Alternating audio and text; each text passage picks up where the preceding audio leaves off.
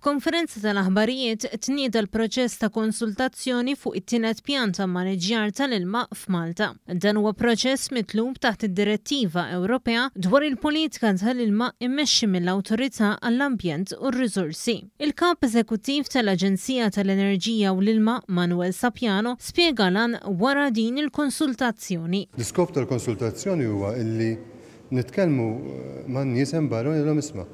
Hemm issues oħra taqblu magħna li huma l-iktar importanti għalikom. X'qed jaffettwakom l-iktar?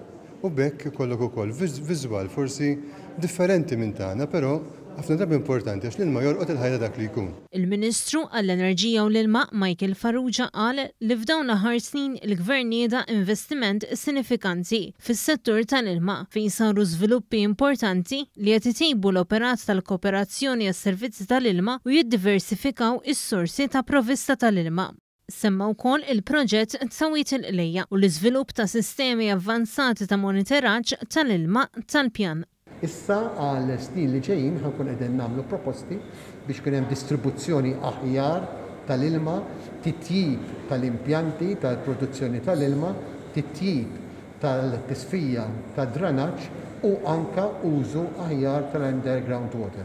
U wkoll kif nistgħu nilqgħu aħjar l-ilma tax-xita biex parti minnu ma jibqax jintelef ġewwa l-baħar imma fl-istess ħin innaqsu l-arar minn ġod toroq tagħna.